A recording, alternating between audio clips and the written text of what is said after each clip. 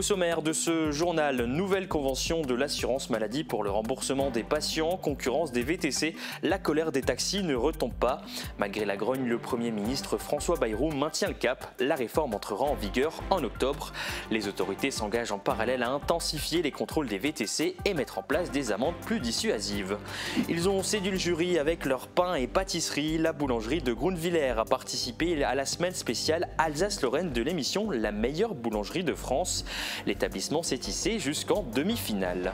Le duo Boulevard Désert, Malo et Christophe Mali, le chanteur du groupe Trio, des artistes de renom, ont chanté pour la bonne cause à Sarreguemines jeudi dernier. C'était lors d'un concert caritatif organisé par Radio Mélodie. Les bénéfices vont être reversés à l'association Une Rose, un espoir. Record de participation pour la 3e édition du Grand 8 de la Cobar. 250 inscrits se sont élancés sur ce trail de 12 km au départ de Bliesbruck. Le rugby a lui aussi attiré les foules ce week-end. Près de 100 joueurs répartis en 15 équipes ont participé au tournoi Touché à 5 au stade Gérard Burg de Sarreguemines. L'association Espoir Sarreguemines Rugby mise sur cette rencontre pour faire connaître le ballon ovale et recruter de nouveaux joueurs. Bonjour et bienvenue sur Mosaïque Cristal. On s'intéressera également à un événement qui est devenu au fil des années incontournable.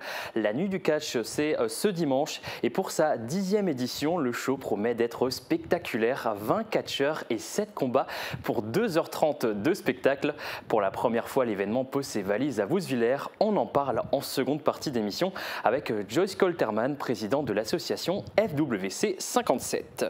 Je vous le disais dans les titres de ce journal, les taxis ne décolèrent pas. Ces derniers jours, les chauffeurs monzélans ont multiplié les blocages et opérations escargots, notamment sur l'A31 près de Metz. Dans leur ligne de mire, la nouvelle convention de l'assurance maladie qui prévoit, selon eux, une baisse de leur rémunération pour le transport des malades, 13 € forfaitaires à la montée, puis une tarification au kilomètre. Une réforme qui passe mal, surtout en zone rurale où cette activité peut représenter jusqu'à 90% de leur chiffre d'affaires. Pour mieux comprendre leur colère, nous avons tendu notre micro à l'un d'entre eux. Écoutez. La sécurité sociale impose des tarifs qui ne sont pas les nôtres, qui sont ceux des VSL. C'est des véhicules sanitaires légers qui sont régis par l'ARS. Quand on ramène un client à Strasbourg pendant une consultation, on est obligé d'attendre. Mais la Sécu, cette attente, ne veut plus nous la payer. Y compris le retour à vide. Si maintenant mon client est à Strasbourg, nous on prévoit 1 heure sur place, si cette consultation dure plus longtemps, et qu'on doit rentrer à vide parce qu'un autre client nous attend, ce retour à vide ne sera plus payé non plus. On doit faire des remises quand on nous donne du volume. Moi, quand j'ai commencé en 2006, on était à 3% de remise. Maintenant, on est à 20%. Et là, avec la nouvelle convention, on va passer à 50%. Cette convention, elle avantage beaucoup les grosses structures, c'est-à-dire les ambulanciers qui ne reviennent jamais à vide. On estime qu'on perdra entre 30 et 40% de notre chiffre d'affaires. Pourquoi? Parce que on n'a pas d'autres clients. Ensuite, la colère passe aussi pour les taxis qui sont dans les zones, dans les métropoles, qui sont fortement impactés par la concurrence déloyale de Uber. Uber, normalement, devrait faire respecter un temps de réservation, c'est-à-dire que quand le client demande une course, une réservation, pour moi, c'est 1 heure, c'est pas direct. Elles font de la maraude électronique, en fait, qui est réservée normalement aux taxis. Et malgré la contestation, le Premier ministre François Bayrou maintient le cap. La réforme entrera en vigueur en octobre. Le gouvernement, qui entend réaliser 300 millions d'euros d'économies, promet d'associer la profession aux futurs ajustements. Les autorités s'engagent en parallèle à intensifier les contrôles des VTC autour des gares et des aéroports. Elles envisagent également de mettre en place des amendes plus dissuasives. On enchaîne avec une mauvaise nouvelle. Après 33 ans de présence à Sarreguemines, le magasin de décoration, d'ameublement et d'art de la table situé en zone commerciale de Neunkirch, c'est-à-dire Casa, va mettre la clé sous la porte. Cette fermeture fait suite à la faillite de la maison mère belge. 4 salariés travaillent actuellement dans ce magasin et vont donc se retrouver sans emploi. La fermeture définitive est prévue aux alentours du 15 juin. On en vient à ce coup de projecteur pour 3 boulangeries de Moselle-Est. Elles ont participé à l'émission La meilleure boulangerie de France sur M6. Parmi elles, l'une est installée sur notre arrondissement, la vieille grange de Grunwiller. Marie-Morgane Pires est allée à la rencontre des gérants quelques jours après leur passage à l'écran. Ils ont séduit le jury avec leur pain et pâtisserie. La boulangerie de Grunwiller a participé à la semaine spéciale Alsace-Lorraine de l'émission La meilleure boulangerie de France. Une expérience hors du commun pour Cédric et Katharina, contactés par la production et qui ont d'abord hésité à y participer. On a quand même accepté et ça s'est super bien passé. C'était vraiment une expérience fantastique et nous sommes beaucoup sur la régularité et la qualité des produits et du coup ça nous emmène encore plus à nous améliorer. C'est vrai que c'est une opportunité de montrer quand même notre savoir-faire en fait à toute la France entre parenthèses et c'est aussi un défi, hein, c'est un défi à relever. Et nous, ça nous a fait plaisir, ça fait aussi nous connaître aussi, parce que c'est vrai qu'on est dans un petit village qui est très très tranquille, très posé. Et c'est vrai qu'on a du mal à penser et à quoi qu'on peut faire du bon pain aussi dans des petits villages assez retirés. La boulangerie de Grondevillers, reprise il y a 5 ans par le couple, s'est illustrée lors d'un défi avec une note de 8,6 contre 8,4 pour la mi-dorée de Zengbouz qui lui faisait face dans cet épisode.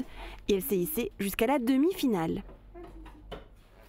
Autre chiffre qui va sans doute vous donner le sourire, 115 000 €, c'est le montant récolté dans le Beacherland lors de l'opération Une Rose, un Espoir. C'est 11 000 € de plus que l'an passé.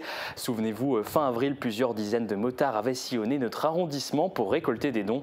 Le chèque a été remis à la Ligue contre le cancer la semaine dernière à Meisenthal.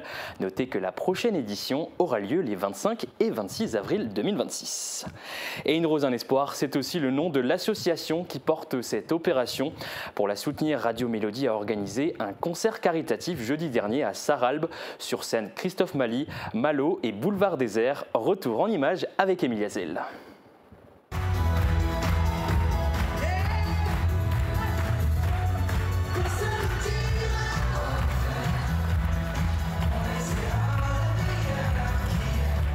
Malo, le premier artiste de la soirée, a vite su embarquer le public avec lui.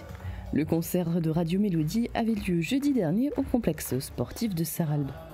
Alors ce qui pousse Radio Mélodie à organiser ces concerts, c'est justement le lien avec le public, leur faire rencontrer et voir les artistes qu'on entend finalement toute la journée à l'antenne. Et donc là, c'est l'occasion de pouvoir les voir en dehors donc de la radio et de les voir sur scène, voir l'énergie live, parce que quand on va à un concert, c'est pas la même chose que quand on écoute justement une chanson ou un album. Cette année, il fallait débourser 5 € pour y assister, mais pour la bonne cause. En effet, la totalité des bénéfices a été reversée à l'association Une Rose, un Espoir, secteur Sarralbe, pour un montant total de 1 100 €. Dans la salle, 200 personnes étaient présentes pour passer un bon moment proche des artistes. Moi, personnellement, je préfère les petites salles, parce qu'il y a une timidité qui est plus importante, parce que souvent, quand il y a trop de gens, en fait, il y a tellement trop de gens qu'on n'a pas ce sentiment de regard, de proximité, tout ça. Et quand il y en a 300, on ressent beaucoup plus l'énergie qui se passe dans la salle. Donc c'est très formateur et en même temps je trouve que c'est très excitant. Le duo Boulevard Désert et Christophe Mali, le chanteur de groupe Trio, ont également fait le show.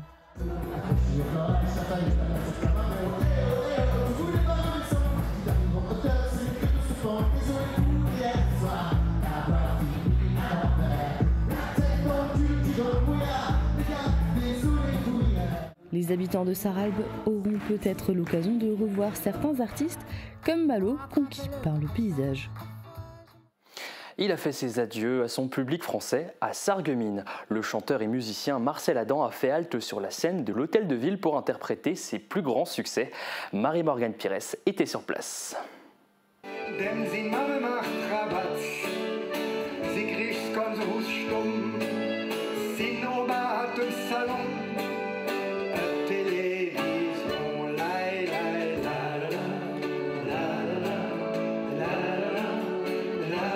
Après 45 ans de carrière et près de 4000 concerts entre la France et l'Allemagne, l'artiste local Marcel Adam a entamé sa tournée d'adieu. Et il ne pouvait pas la faire sans penser à son public français à Sarreguemines. Il y a quelques jours, c'est avec beaucoup de nostalgie qu'il a interprété ses plus grands succès sur la scène de l'Hôtel de Ville, en français, en allemand et bien sûr en platte. Faut couper le chien à la faux, le vrai du faux. Des enculeurs de mouches. Il était accompagné sur scène par son fils, Yann Louadan, et ses musiciens, les Égoïstes. Il a démarré sa tournée d'adieu en 2023. Elle s'étalera sur 3 ans pour s'achever en décembre 2026 à Sarrebruck. D'ici là, encore une centaine de concerts l'attendent.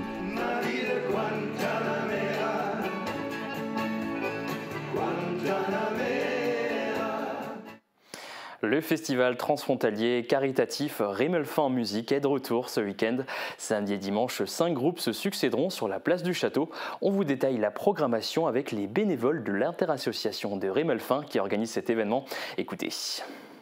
La nouveauté du coup, c'est que le vendredi aussi on va coopérer avec les marchés paysans, proposer une animation musicale pendant le marché. Le petit bal de Heurtebise qui fera une déambulation pendant le marché paysan. Ça sera des musiques des Balkans avec des instruments originaux, le tuba, la clarinette qu'on n'a jamais eu. Et le samedi on reprend la formule classique, donc l'ouverture avec la fanfare. Et une nouveauté cette année, on aura l'école Star Music School qui présentera des jeunes talents pour l'ouverture du festival. Et ensuite on enchaînera sur 4 groupes. Ticket to Blues, donc le nom l'indique bien, donc ça sera du blues. Magic Band en deuxième, ça sera des reprises internationales. Ils étaient venus l'année dernière et puis on a eu des petits soucis techniques, ils reviennent cette année. En troisième groupe, un groupe d'électropop, ça c'est une nouveauté aussi, donc Pixel in a Box.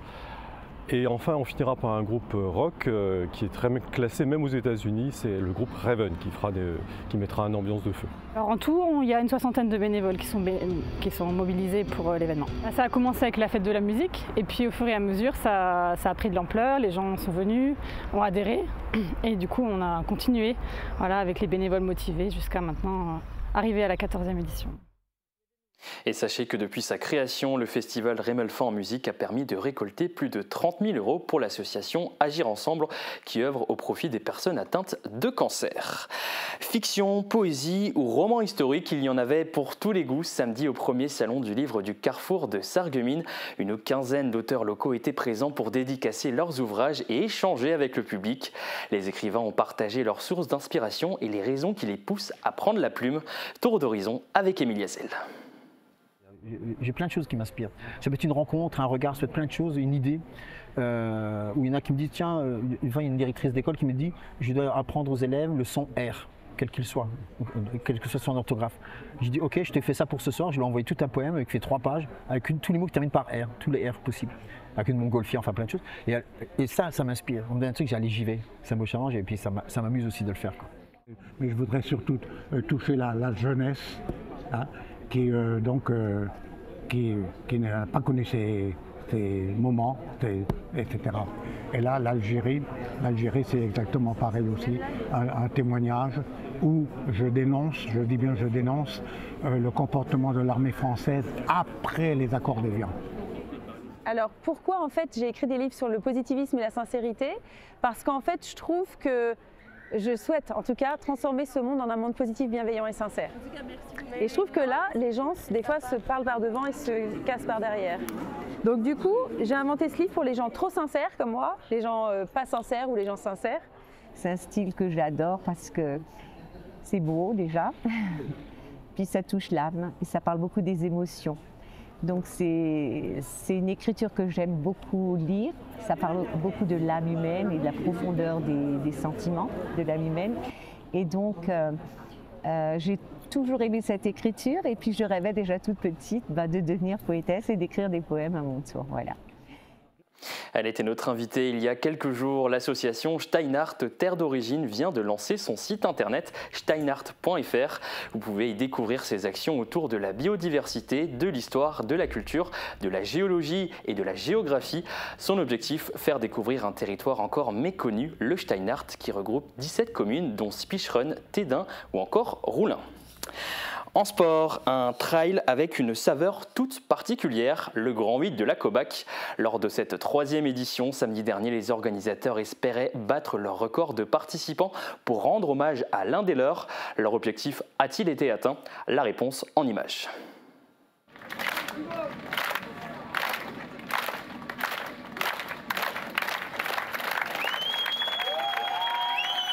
L'objectif est atteint.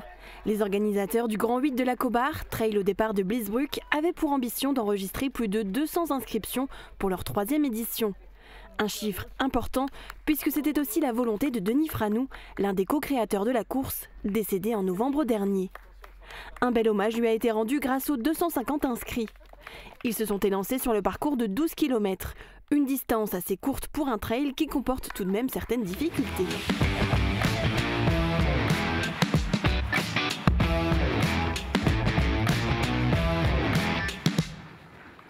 Ces Christophe Klein qui a remporté cette édition en 47 minutes.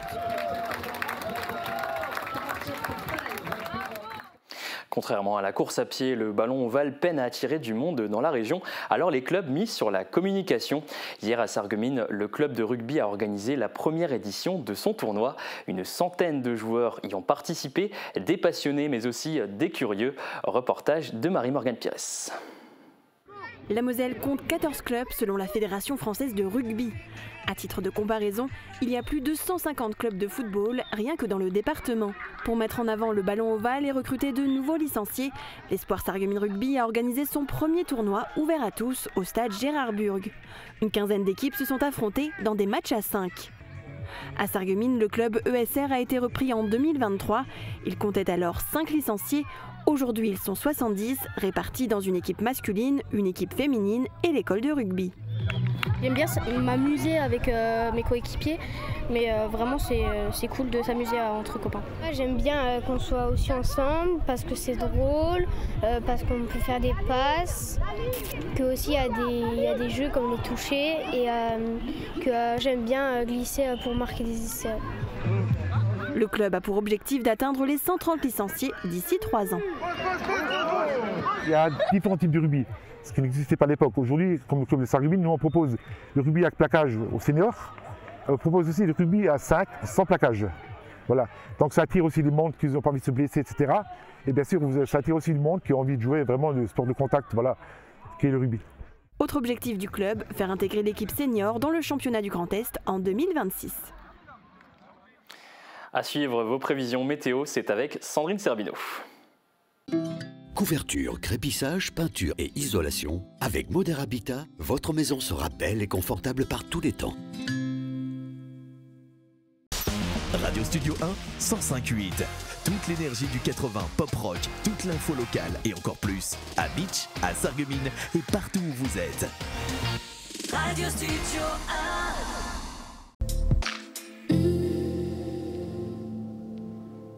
Bonjour tout le monde, c'est une semaine un peu instable qui nous attend côté météo.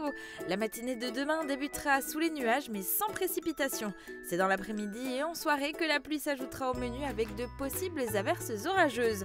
Côté température, les minimales iront de 11 à 12 degrés et les maximales de 21 à 22 degrés. Demain nous fêtons les cabines et il fera jour de 5h29 à 21h29. Passez tous une bonne journée et à demain.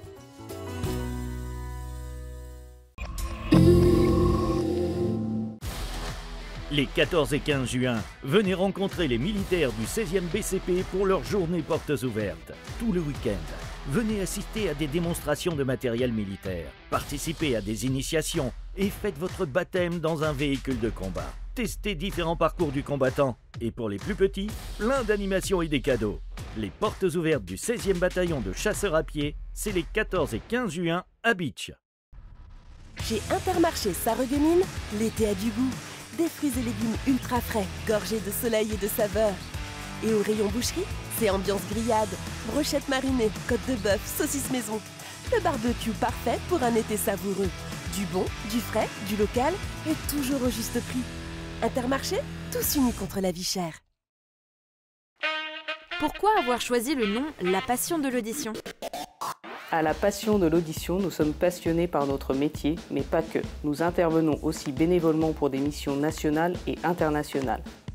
Et en plus, nous sommes membres actifs de l'association Audition Solidarité depuis plus de 15 ans.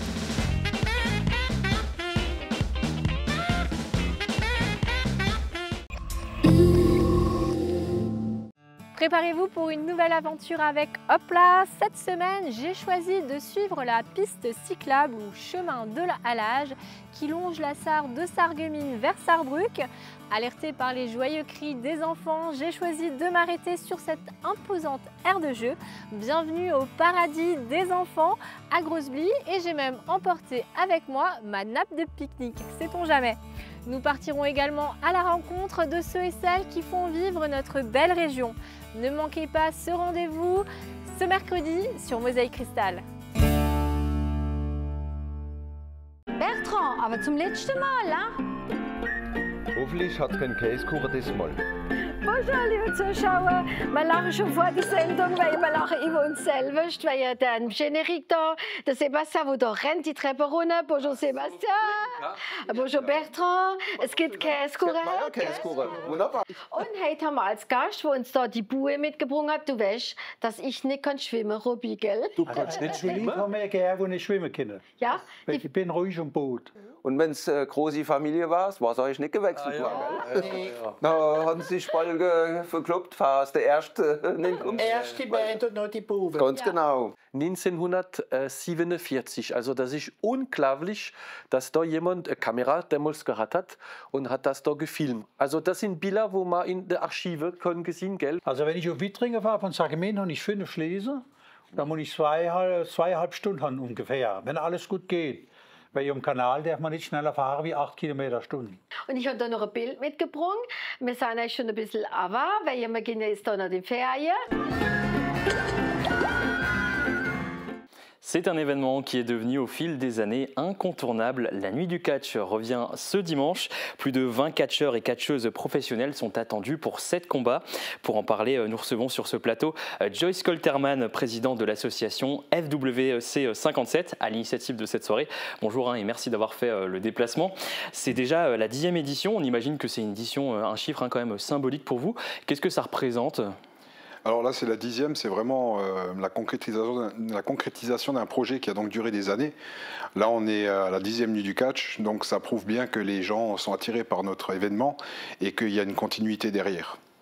Alors vous dites que les gens sont très attirés par cet événement. Justement, qu'est-ce qui fait le succès de ce show qui est très attendu chaque année ? En fait, c'est la diversité des catcheurs, les matchs proposés et aussi vraiment l'alliance qu'on met entre le sport et le spectacle qui font que le public est conquis et qui revient chaque année. Et à quoi peuvent s'attendre les spectateurs ? Qu'est-ce qu'il y a comme nouveauté cette année ? Alors en nouveauté, il n'y en a pas spécialement parce que le catch, ça reste quand même toujours en général pareil. À savoir que la seule différence qu'il y a cette année, comme c'est pour la 10e nuit du catch, il y a 2 championnats qui seront mis en jeu. Donc le championnat d'Europe détenu par Légion von Creed. Il y aura le championnat FWC détenu par Karl Krieger qui sera mis en jeu également. Match par équipe, un match féminin avec Mila Schmidt qui nous fera l'honneur d'être là, qui est une catcheuse qui a déjà catché à la WWE aux États-Unis et qui nous fera donc l'honneur d'être présente. Et beaucoup d'autres surprises encore, mais je ne peux pas tout dévoiler non plus. En tout cas, au total, ça fait à peu près 7 combats. Hein. Il y aura 7 combats en tout au total. Et vous aussi, hein, vous allez monter d'ailleurs sur le ring dimanche. Vous serez face à Dark Mondo et Légion. Comment vous appréhendez ce combat ? Ça va, à savoir que Dark Mondo, je l'ai déjà rencontré plusieurs fois et vaincu plusieurs fois. Légion, c'est autre chose, on ne s'est jamais rencontré vraiment dans un ring, dans ce genre de match. À savoir que tous les deux, c'est bon, je ne suis pas un petit bestiau non plus, mais bon, à savoir que c'est quand même des colosses. Dark Mondo fait quand même pas loin d'1m87 pour 130 kg. Légion von Creed fait 1m90 pour également pas loin des 130 kg. Donc c'est vraiment un match poids lourd qui va attendre que les gens vont pouvoir voir ce soir. À savoir que moi aussi je suis dans une catégorie donc poids lourd à quasiment 120 kg. Donc ça fait beaucoup de viande sur le ring pour ce combat. Et le public joue un rôle prépondérant, hein, notamment lors de ces combats et dans ce sport en général. Hein. Ah oui, tout à fait. Hein, le public, c'est notre adrénaline. C'est eux qui nous donnent l'énergie pour continuer, pour se relever.